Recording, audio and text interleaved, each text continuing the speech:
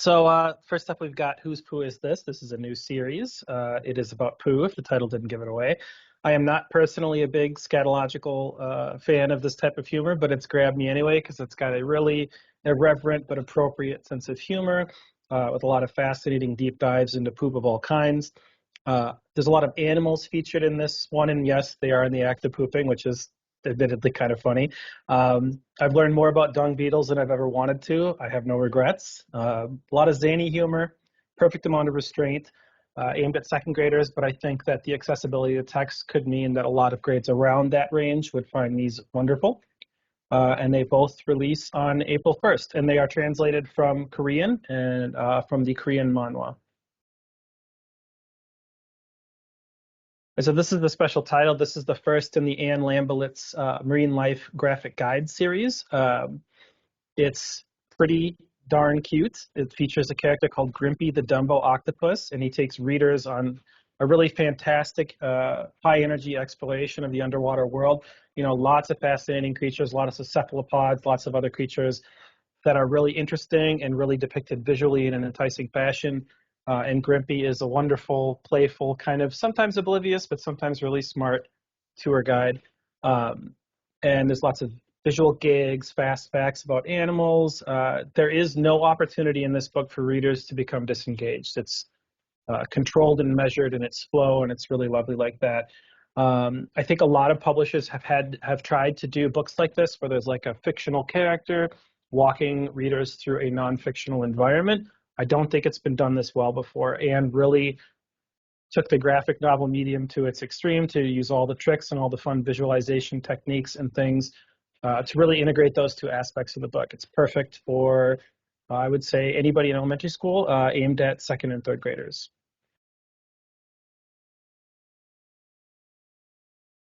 All right, so this Weird and Wild Dinosaurs, it's a new series of 4 books featuring the lesser-known hipster cousins of established and popular dinosaurs. So, like, for example, Tyrannosaurus Rex.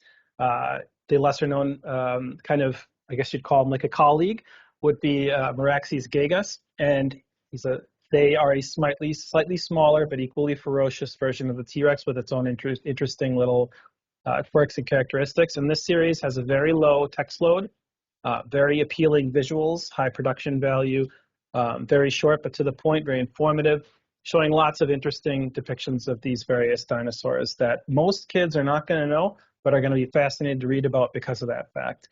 Again, I think the low text load but the high interest production value means that these will do well across school library.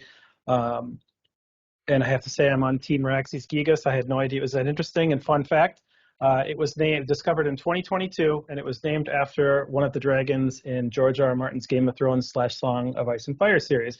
I thought that's funny, you know, fiction influencing the real world and science and all that.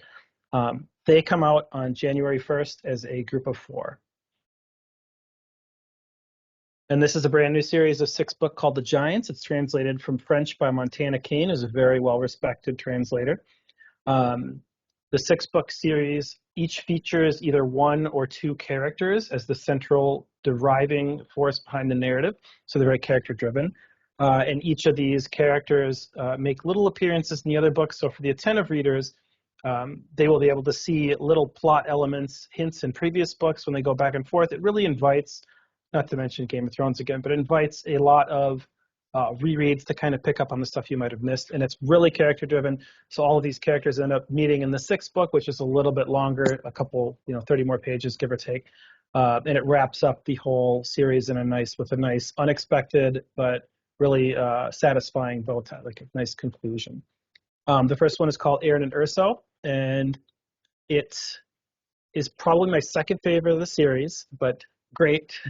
But I'm really looking forward to the third one. But the first one is great. Attentive readers will notice those hints and everything right off the bat. You'll be able to compare the characters on the back cover to the story. It's really cool. It features kind of like this, how to describe it? Like I've described it as Captain Planet meets mecha and kaiju manga with kind of a little bit of a superhero homage too. These giant forces of nature end up creating this interesting kind of harmony with the kid. And they all have to protect the world from a giant evil corporation. So, just like real life. Anyway, that book comes out on May 6th. Right. So this is the Spanish versions of the climate crisis, which has done very well for us in English. We're working really hard to get them just right. And I think if you're not familiar with the climate crisis books, they're a series of 6 books that cover really important, timely, and topical issues with regard to the environment and really accessible format, high interest. I think they're lovely, cool illustrations. And these Spanish versions of those books will be out on January 1st. All right, so this is my favorite series. Super Potato number 13. There are 13 of them, and they're all still selling. Couldn't be happier. This one is called the Super Potato in the Sewer Smackdown. It's got a little bit of a gross out element to it, which I think works really well with the kind of perfect blend of superhero comics homage and satire. If you're not familiar with Super Potato, he is a superhero that looks like you might expect a cliched big buff dude before he's transformed into a potato. It is as funny as it sounds. He did keep his superheroes in his plucky spirit, and in this one, it's the 3rd part of the Cosmic Kerfuffle sub-series. Sounds complicated, but it's not. It features the my favorite supervillain of all time, Zort the Slug King, who is amazing because where's my list of features here? Thanks to his hilarious wit, the weird noises he makes, the fact that he's always laughing like a villain. My favorite little trait of his is he has a bombastic gold-plated chain around his neck, which just strikes me as kind of funny. And he's very funny. And there's like 6 or 7 other characters that are all really individual personalities and a lot of fun. It kind of creates this chaotic element, but it's never confusing. It's really well told and funny and exciting. This is ongoing. It's originally translated from the Spanish, and we will keep publishing them as long as author-illustrator Artur La Perla keeps making them. They're just that good. And you can witness the Sewer Smackdown on February 4th.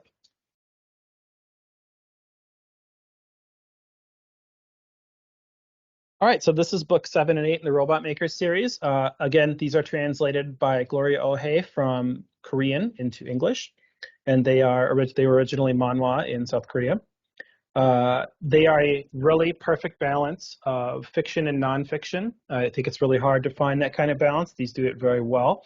They wrap up the national robot dance competition threadline pretty elegantly, and then jump right into another new plot where they butt heads with a super popular robotic streamer who makes it his personal goal to take them down a notch after placing 2nd in the national competition. There's more competitive character-driven sports action, more STEM content, lots of highly relevant subject matter taken directly from kids' lives today. I thought it was really well done in terms of how it treats the online component of being a kid these days. It was very believable and a lot of fun. It deals with a little bit of online bullying and things of that nature without, getting too deep in the weeds. But there's a lot going on in these, and it all works. And I'm really excited to see how the series continues to do as more editions roll out. It's perfect for makers as well as fans of fascinating robot facts. And both of these comics come out on April 1st.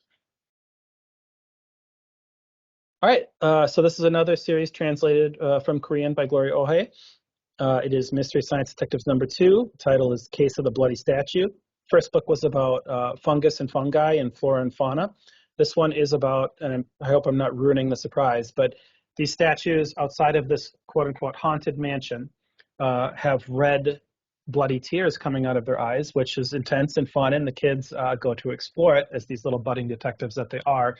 And through a whole series of events where they think the mansion is haunted, but seek out to disprove the supernatural using the power of science.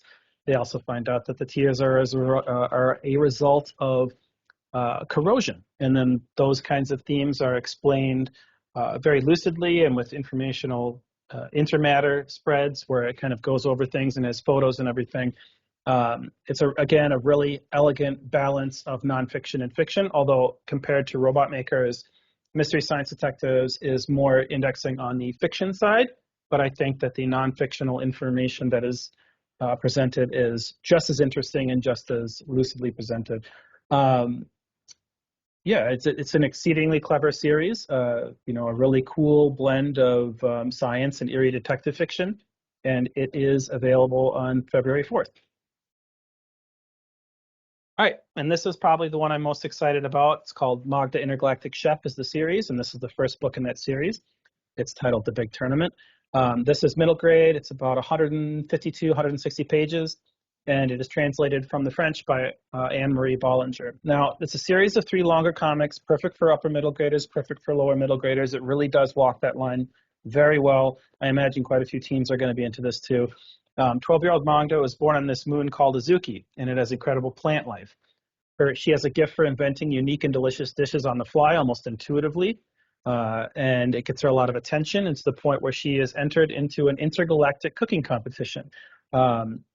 My favorite thing about this book is the original sales handle for the French series, and it is a quote, "When Harry Potter met Greta Thunberg," and I think it's a really good explanation of what this is, because the kids from all over the galaxy come together to compete in a cooking competition. It's all vegetarian. Technically, it's all vegan. And they have lots of interesting recipes, and at the end, there's a couple of those recipes actually laid out how you can make them at home. But of course, some of these are super special, rare ingredients that only exist in alien worlds. It's a lovely mix of like the Great British Baking Show meets science fiction, and it's got a really cool underdog story and a strong environmental undercurrent. And I'm really excited because the art style is very high octane, very fast moving. The cooking scenes that are in the competition are more like Dragon Ball Z battle scenes than like something staid and calculated and cautious. It's irreverent, it's fun. I have very high hopes for this one, and it comes out on April 1st.